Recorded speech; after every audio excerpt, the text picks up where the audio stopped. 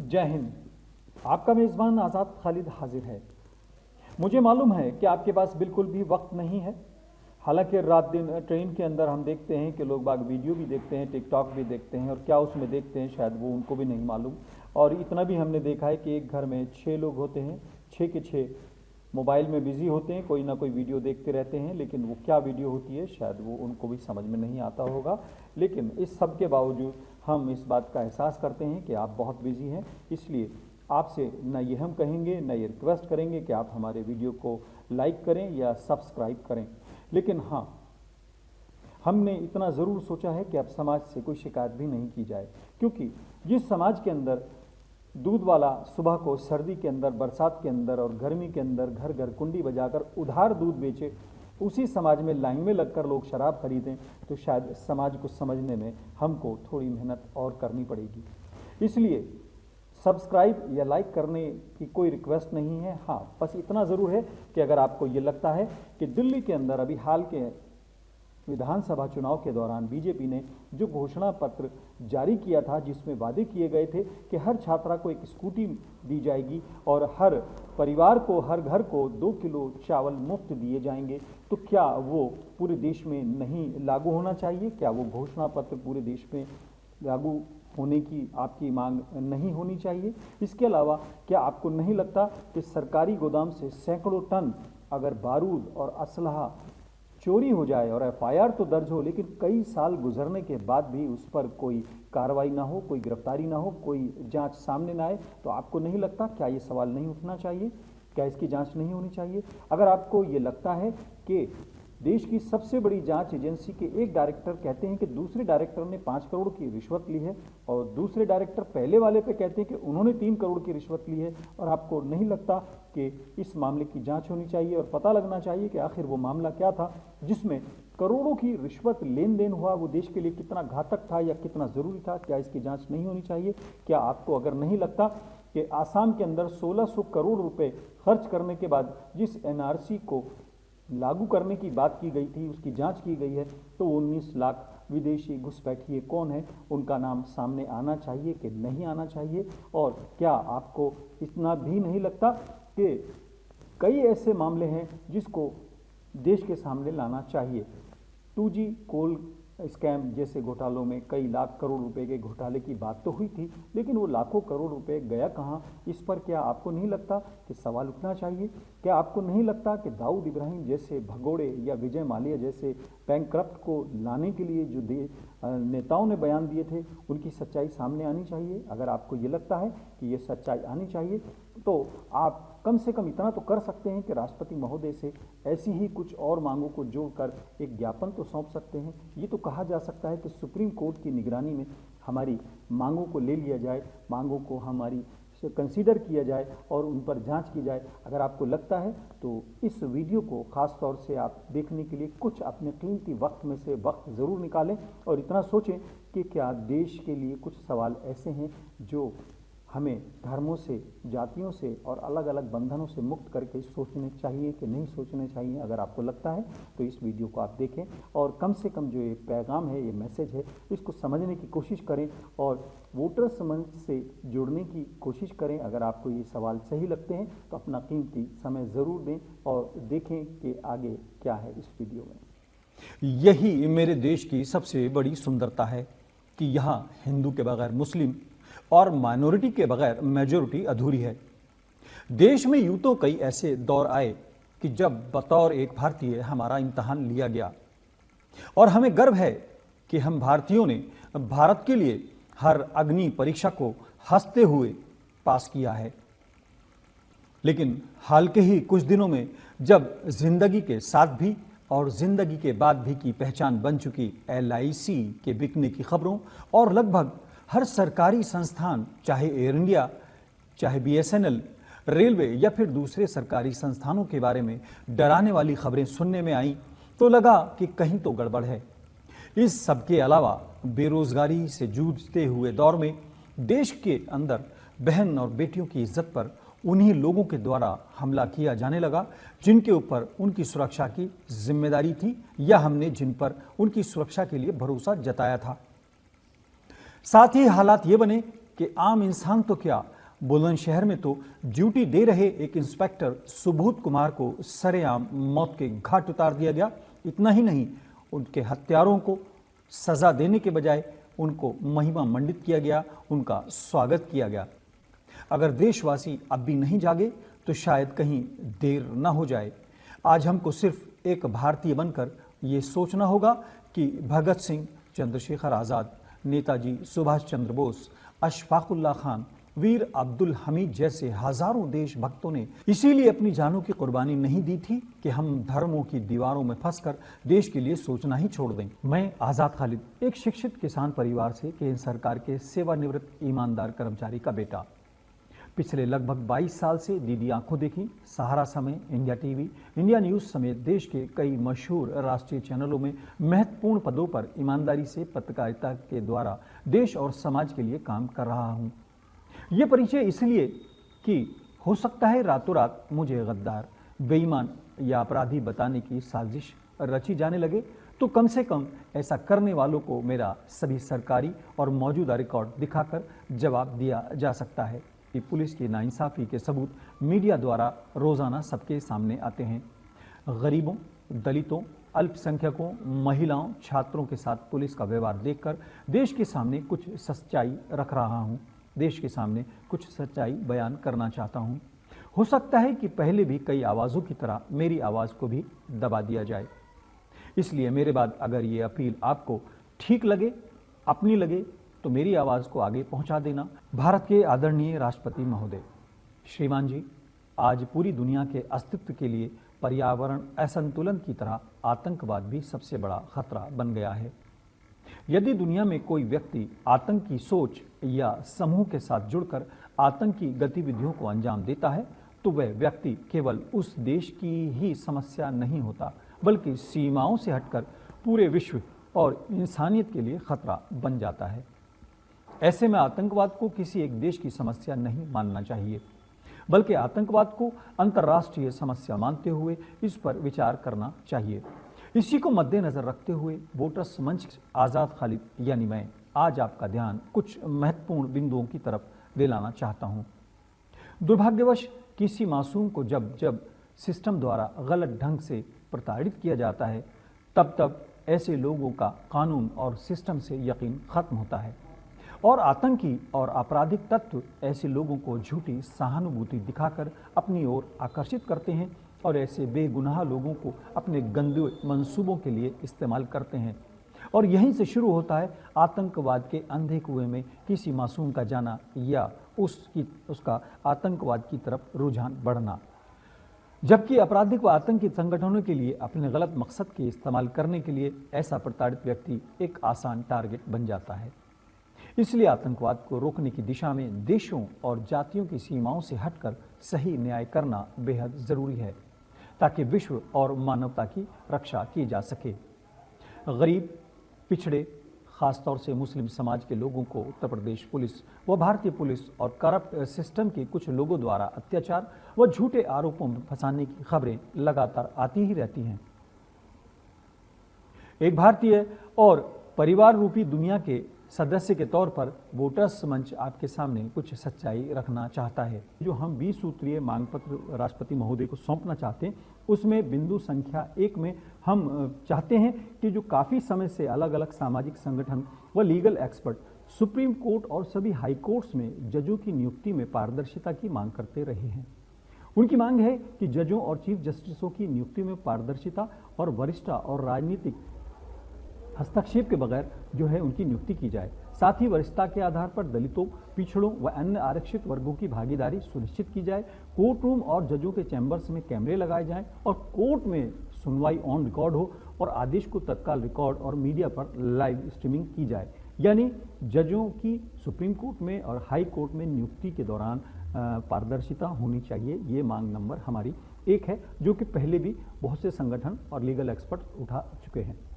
हमारी मांग नंबर 2 यानी हमारे 20 सूत्रीय मांग पत्र की जो डिमांड नंबर 2 है, उसमें हम चाहते हैं कि पूर्व चुनाव आयुक्त TN सेशन के कार्यकाल में बनने वाली वोटर्स लिस्ट और वोटर पहचान पत्र की सूची को सार्वजनिक किया जाए। जो टी.एन. शेषन जी के ज़माने में वोटर लिस्ट बनी थी, वोटर आईडी कार्ड बने थे, उनको सार्वजनिक किया जाए और इस प्रक्रिया पर टी.एन. शेषन के कार्यकाल से अभी तक हुए खर्च को भी सार्वजनिक किया जाए और ईवीएम के इस्तेमाल पर सभी राजनीतिक दलों से ओपन बैलेट चुनाव कराया जाए ताकि ईवीएम को जारी रखने या बंद करने का फैसला किया जा सके। इसके अलावा ईवीएम को लागू करने के बाद से अब तक सभी खर्च को सार्वजनिक किया जाए, यानी ईवीएम लागू जब से हुआ उसके रखरखाव पर, उसको लागू करने पर, उनके मेंटेनेंस और तमाम चीज़ों पर जो खर्चा हुआ उसको भी सार्वजनिक किया जाए। इसके अलावा वोटर लिस्ट का सत्यापन, नए वोटर्स को जोड़ना और मृत या फर्जी वोटर्स का निष्कासन का कार्य पारदर्शिता से कराया जाए। इसके लिए सुप्रीम कोर्ट की निगरानी में चुनाव आयोग, प्रशासन व हमारे संगठन की संयुक्त टीम द्वारा जांच की जाए या जिसको आप मनोनीत करें वो इस जांच टीम में शामिल हो, यानी नए वोटर्स जोड़ने का और जो मृत या फर्जी वोट हैं उनको निकालने का जो कार्य होना है उसको पारदर्शिता के साथ किया जाए। हमारे मांग नंबर 3, 20 सूत्रीय मांग पत्र की मांग संख्या 3, देश में किसी भी घुसपैठियों को देश में रुकने नहीं दिया जाए। हमारी मांग नंबर 3 है कि देश के अंदर कोई भी घुसपैठिया हो उसको रुकने न दिया जाए। धर्म, जाति या रिश्वत या रसूख के बल पर किसी को भी विदेशी घुसपैठियों को देश में रुकने न दिया जाए। असम समेत देश में अब तक एनआरसी पर आए खर्च को सार्वजनिक किया जाए। चिन्हित किए गए विदेशियों की सूची में नाम व धर्म सार्वजनिक किए जाएं। यदि देश के नागरिकों के पास उपलब्ध दस्तावेज, आधार कार्ड, वोटर आईडी या पासपोर्ट आदि अगर जो है अमान्य घोषित कर दिए गए हैं तो इन्हीं आधार पर चुनी गई सरकारों को तत्काल प्रभाव से जो है बर्खास्त किया जाए। जैसा कि चर्चा है, अफवाहें हैं कि वोटर आईडी और तमाम जो आधार कार्ड या पासपोर्ट हैं वो अमान्य कर दिए गए हैं, तो फिर उनको उन्हीं के आधार पर चुनी गई जो सरकारें हैं उनको भी फिर नल एंड वाइट किया जाए। 20 सूत्रीय मांग पत्र की बिंदु संख्या 4, यानी मांग नंबर 4, देश की आज़ादी से पहले ही भारत में रहने वाले भारत के नागरिकों जिनकी कई पीढ़ियां भारत में पैदा हुई, जिनके पूर्वजों के नाम राजस्व विभाग, ग्राम पंचायत, नगर पालिका, नगर निगम, प्राथमिक स्कूल, हाई स्कूल, इंटर या किसी भी शिक्षण संस्थान, बोर्ड या वोटर आईडी कार्ड, पासपोर्ट, आधार कार्ड सहित सरकारी दस्तावेजों में दर्ज हैं, लेकिन इसके बावजूद उनके नाम किसी संगठन या राजनीतिक दल के इशारे पर या कुछ संकीर्ण मानसिकता के लोगों के इशारे पर सरकारी कर्मचारी गायब कर रहे हैं, ऐसी साजिश अगर रची जा रही है, साथ ही साजिश के तहत जानबूझकर कुछ भारतीय नागरिकों, खास तौर से मुस्लिमों के नाम वोटर्स लिस्ट से हटाए जा रहे हैं ताकि उनको घुसपैठिया घोषित करके, उनको बदनाम करके, उनको साजिश के तहत भारत से निकाला जा सके। इस प्रक्रिया के दौरान ऐसी भी साजिश की आशंका है कि उनकी हत्या करने की भी साजिश की जा सकती है या उनकी संपत्ति को भी जो है कब्जा किया जा सकता है और इस जो साजिश में है कई लोग अगर शामिल हैं तो उसको रोका जाए और तत्काल प्रभाव से इस पर सख्त एक्शन लिया जाए। और वोटर्स लिस्ट से नाम गायब किए जाने की साजिश जिसके बारे में मेरे द्वारा, आज़ाद खालिद द्वारा मार्च 2019 में चुनाव आयोग को सूचित भी किया गया है और उसके बारे में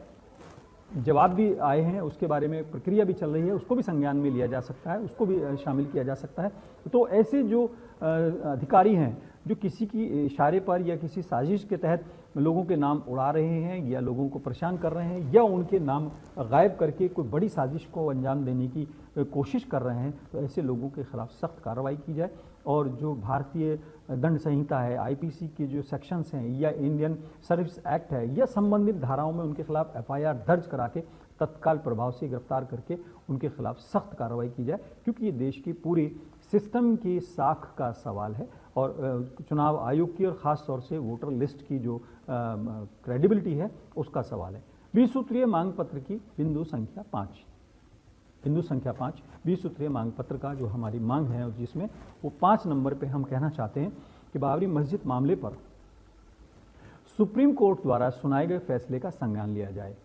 सुप्रीम कोर्ट ने जब अपने फैसले में लगभग 70 साल पहले मूर्तियों को रखा जाना, मस्जिद के अंदर मूर्तियों को रखा जाना अवैध माना था, सुप्रीम कोर्ट ने अपने फैसले में स्वीकार किया था कि जो लगभग 70 साल पहले मस्जिद के अंदर मूर्तियां रखी गई थी वो गैर कानूनी था, अवैध था,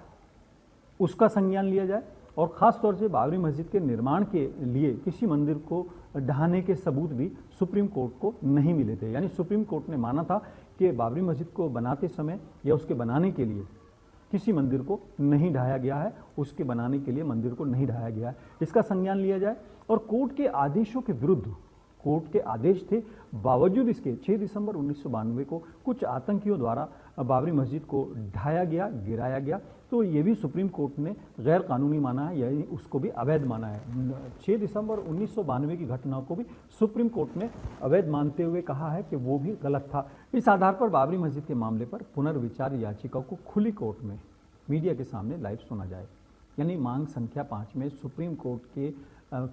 ताज़ा फैसले को संज्ञान में लेते हुए, उसके तीनों फैसलों को ध्यान में रखते हुए जो अब ताज़ा हमारी एक रिव्यू पिटिशन जो है संज्ञान लिया जाए सुप्रीम कोर्ट द्वारा, और उस पर लाइव जो है सुनवाई की जाए, और लाइव जो है ओपन कोर्ट में उस पर सुनवाई की जाए। साथ ही सच्चर कमेटी, लिब्राहन आयोग और अन्य सभी जो आयोग गठित किए गए सरकार द्वारा, उनको सार्वजनिक किया जाए और उनकी रिपोर्ट्स को भी लागू किया जाए।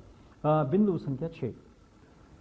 मांग पत्र जो है 20 सूत्रीय, उसका बिंदु संख्या 6 में हम कहना चाहते हैं कि पिछले 10 साल के दौरान भारत में नक्सली और आतंकी हमलों और उन हमलों में मारे गए लोगों की अलग अलग संख्या पर श्वेत पत्र जारी किया जाए। मरने वाले जो सरकारी अफसर हैं, आम जनता है, या आतंकी हैं या नक्सली हैं, उनकी अलग अलग संख्या को भी सार्वजनिक किया जाए। साथ ही नक्सली और आतंकी हमलों से सरकारी भवनों को जो नुकसान हुआ है, थाने आदि जो सरकारी भवन है, उस पर भी एक श्वेत पत्र जारी किया जाए कि नक्सली हमलों में कितनी सरकारी संपत्ति को नुकसान हुआ है और आतंकी हमलों में कितनी सरकारी संपत्ति को नुकसान हुआ है। और आतंकी और नक्सली जो प्रभावित क्षेत्रों में है, फोर्स की संख्या और खर्च का ब्यौरा भी सार्वजनिक किया जाए। जो नक्सली और आतंकी हमले हैं उन पर एक श्वेत पत्र जारी किया जाए। बिंदु संख्या 7, 20 सूत्रीय मांग पत्र का जो हमारी डिमांड नंबर 7, कोयला घोटाला, आदर्श घोटाला, 2G स्कैम समेत जो बड़े घोटाले देश में हुए हैं, उनकी जो मीडिया रिपोर्ट्स है या उन पर जो पॉलिटिकल लोगों के बयान है, राजनीतिक दलों द्वारा जो दिए गए बयान हैं, उनके आधार पर एक श्वेत पत्र जारी किया जाए। जितने बड़े घोटाले हैं, 2G है, कोल है या आदर्श है, इन पर एक श्वेत पत्र जारी किया जाए और घोटालों पर जो है वर्तमान स्थिति और मौजूदा सरकार द्वारा दोबारा जांच न किए जाने की बजाय और दोषियों को बचाए जाने की, यानी कथित तौर पर जो दोषियों को बचाए जाने की जो आरोप लग रहे हैं, उस पर एक श्वेत पत्र जारी किया जाए। हमारे मांग पत्र यानी ज्ञापन का बिंदु संख्या 8, 8वीं मांग हमारी है कि दिल्ली विधानसभा चुनाव के लिए बीजेपी द्वारा जारी घोषणा पत्र को केंद्र सरकार द्वारा पूरे देश और भाजपा शासित राज्यों में तत्काल प्रभाव से लागू किया जाए। दिल्ली की जनता को 2 रुपये किलो आटा और हर छात्रा को स्कूटी दिए जाने की स्कीम जब दिल्ली में बीजेपी दे सकती है, तो उसी तरह से देश के और हर नागरिक को जो है पूरी ये जो स्कीम है वो पूरे देश में लागू की जाए तत्काल प्रभाव से। बिंदु संख्या 9, मांग पत्र की बिंदु संख्या 9, जो हमारा ज्ञापन है उसकी बिंदु संख्या 9 में हम कहते हैं कि गुजरात दंगे,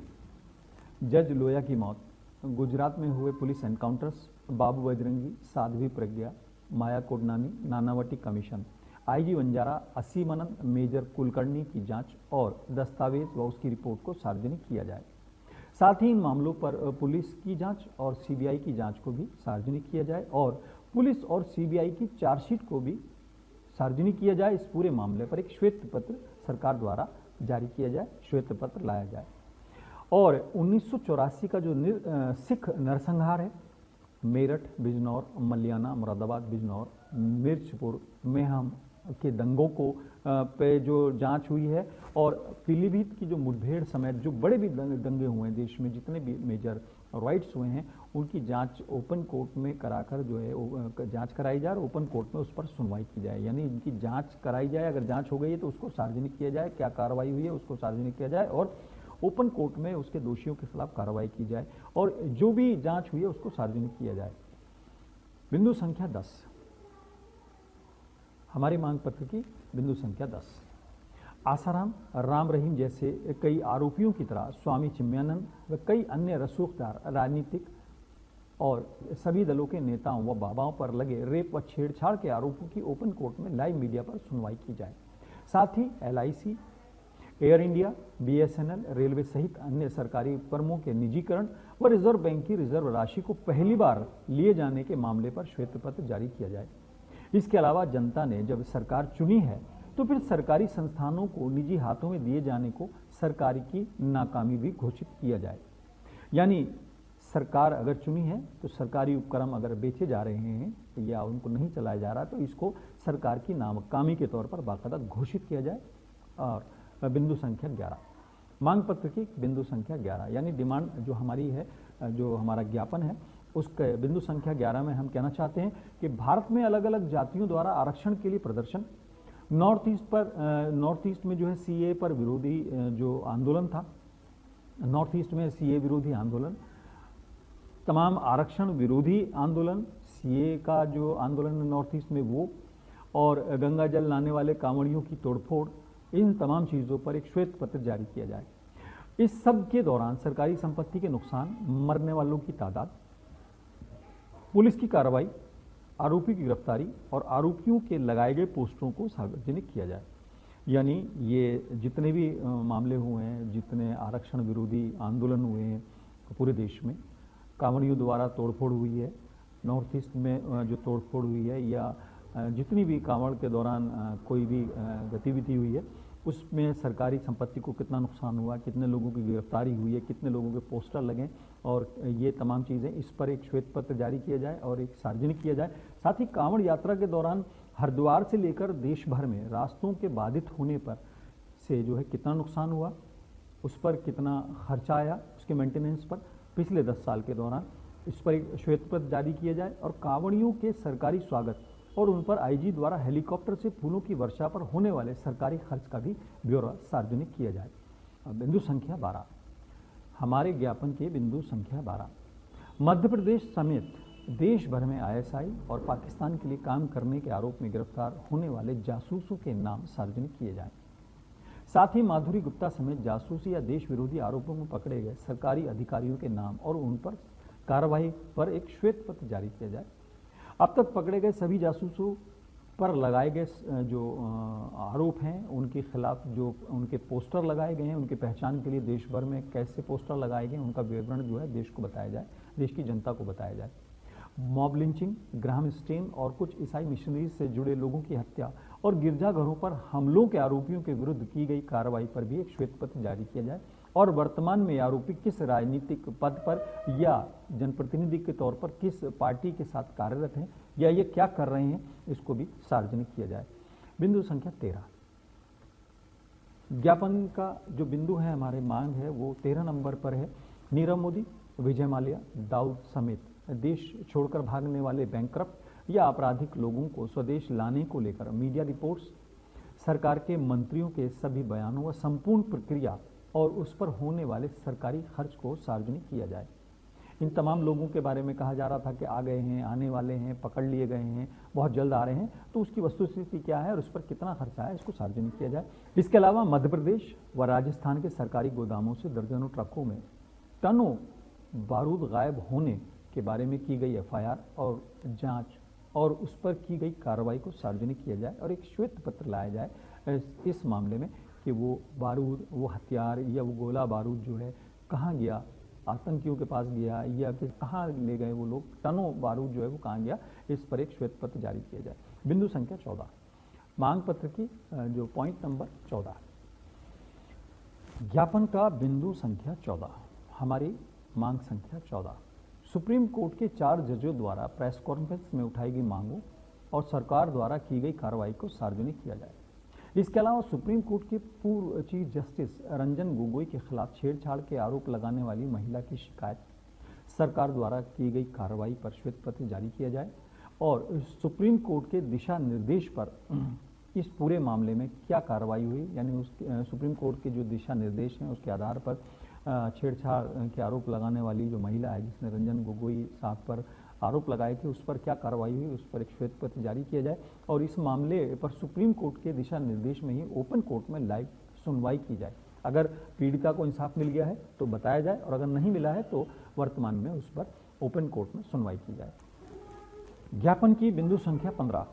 हमारी 15वीं मांग है कि देश की सबसे बड़ी जांच एजेंसी सीबीआई के डायरेक्टर आलोक वर्मा की मौजूदगी में, यानी उनके मौजूद रहते हुए एक अन्य डायरेक्टर की नियुक्ति की प्रक्रिया पर श्वेत पत्र जारी किया जाए। सीबीआई के दोनों डायरेक्टरों द्वारा एक दूसरे पर लगाए गए आरोपों एफआईआर, सुप्रीम कोर्ट द्वारा की गई सुनवाई और सरकार द्वारा की गई कार्रवाई को भी सार्वजनिक किया जाए। यानी देश की सबसे बड़ी जांच एजेंसी सीबीआई के डायरेक्टर आलोक वर्मा के अलावा दूसरे डायरेक्टर की नियुक्ति पर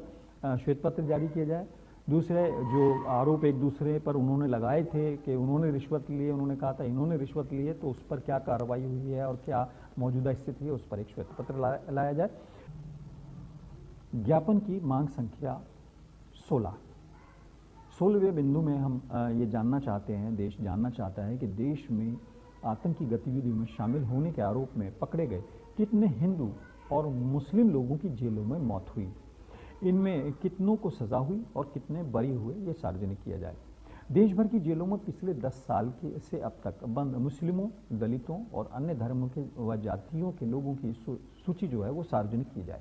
यानी जेलों के अंदर आतंकवाद या अलग अलग आपराधिक मामलों में कौन कौन लोग बंद हैं, एक एक सूची जो है वो सार्वजनिक की जाए, बाकायदा उसको देश को बताया जाए। मांग संख्या 17, ज्ञापन का जो बिंदु संख्या 17 है। 17वें बिंदु में हम जानना चाहते हैं, ज्ञापन के 17वां पॉइंट है कि मेरे देश भारत के सम्मानित वर्तमान केंद्रीय गृह मंत्री को पूर्व में अपराधी और तड़ी पार घोषित करने वालों के खिलाफ ओपन कोर्ट में सुनवाई की जाए। मौजूदा जो हमारे गृह मंत्री महोदय हैं, उनके खिलाफ जो लोगों ने आपराधिक साजिश की, उनको तड़ी पार घोषित किया, उनके खिलाफ एफआईआर और तमाम आरोप लगे, उन लोगों के खिलाफ, झूठे आरोप लगाने वालों के खिलाफ जो है जो कार्रवाई है ओपन कोर्ट में सुनवाई की जाए, उनके खिलाफ कार्रवाई की जाए। और भारत के आदरणीय गृह मंत्री पर हुई एफआईआर, सीबीआई द्वारा चार्जशीट को सार्वजनिक किया जाए। यदि निर्दोष होने के बावजूद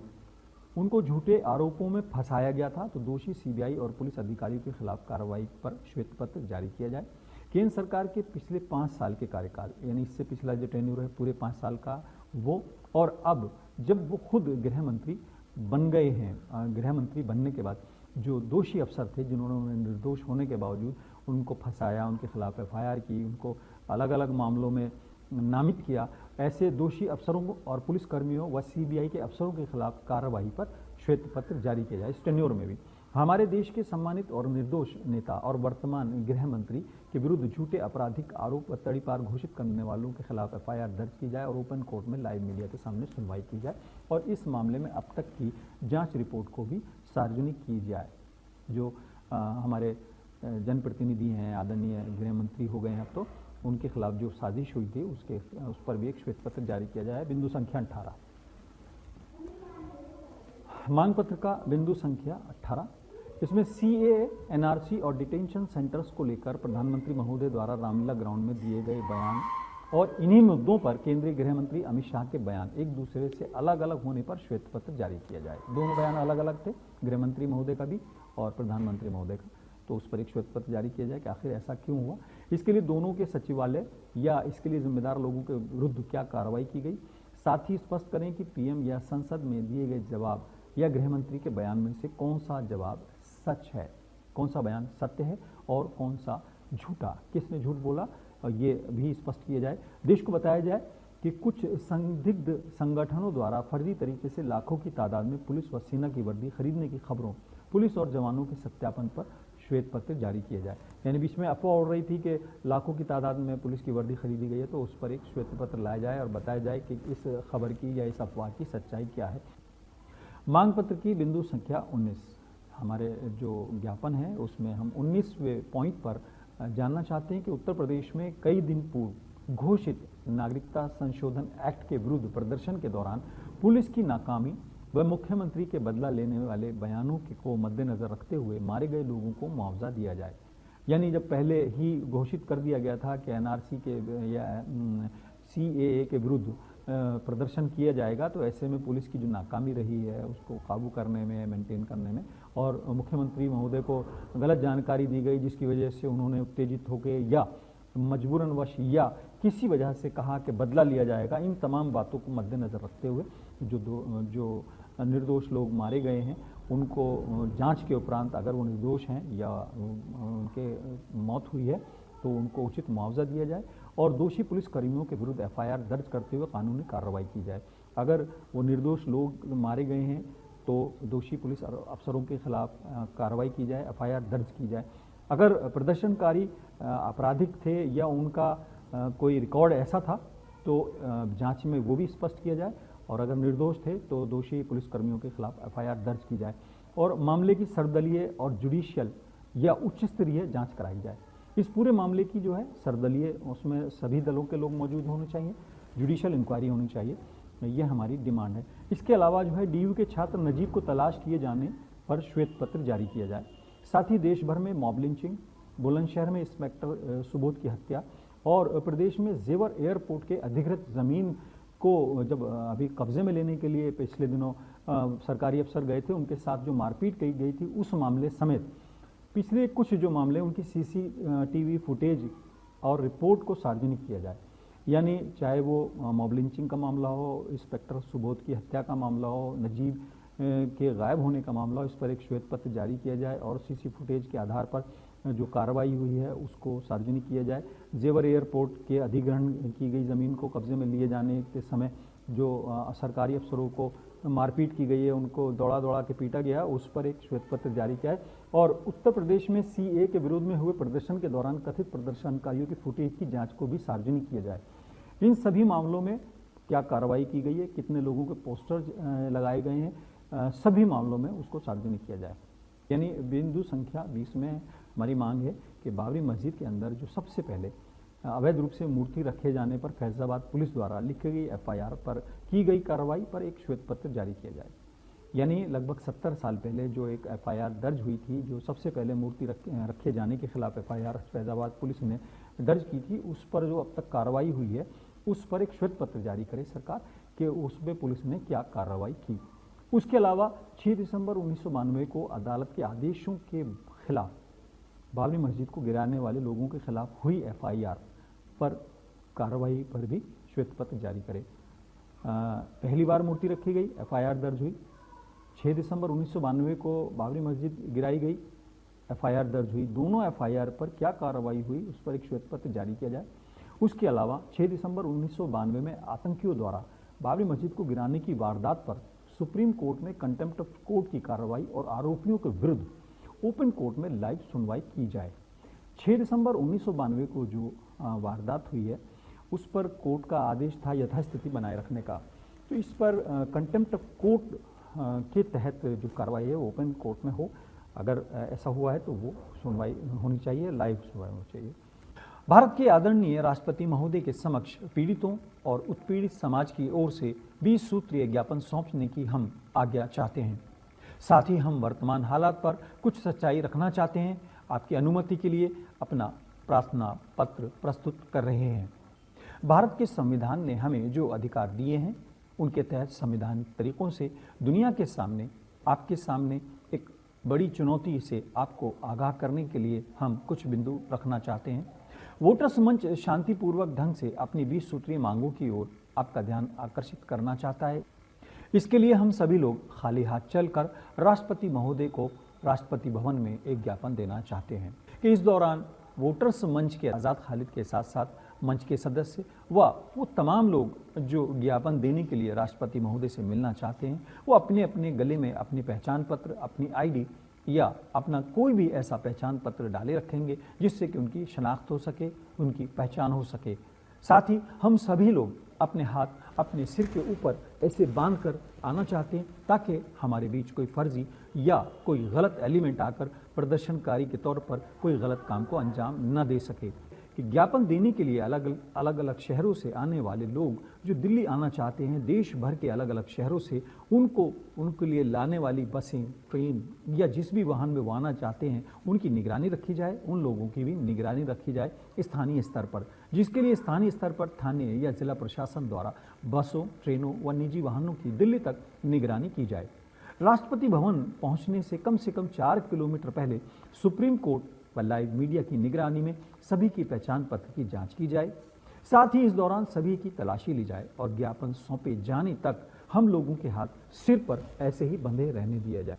उसमें हम चाहते हैं कि जो हमारी जब जांच की जाए तो जो जांच करे, जो पुलिस टीम जांच करे, उसकी भी जांच होनी चाहिए। उसके लिए सुप्रीम कोर्ट द्वारा गठित एक टीम हमारे संगठन के पदाधिकारी या जिसको आप मनोनीत करें उसकी निगरानी में पुलिस की भी जांच होनी चाहिए और पुलिस टीम की जांच होनी चाहिए, उनकी आईडी भी चेक होनी चाहिए और उनका लाइव मीडिया के सामने उनकी जांच की जाए, ताकि पुलिस के अंदर भी कोई ऐसा एलिमेंट ना हो जो जांच के नाम पर या लोगों को प्रताड़ित करके वहाँ के प्रदर्शन को या उसको किसी तरीके से डिस्टर्ब कर सके। कि पुलिस प्रशासन, सरकार व मीडिया द्वारा तैयारी के बाद हमें ज्ञाप सूचित करें ताकि हम उसकी तिथि निर्धारित करके आप तक पहुंचने के लिए अपने लोगों को, अपने प्रदर्शनकारियों को, अपने मार्च में शामिल होने वाले लोगों को भी तैयार कर सके। ये सबको मालूम है कि विश्व को, खासतौर से हमारे देश भारत को आतंकवाद से सबसे अधिक नुकसान हुआ है।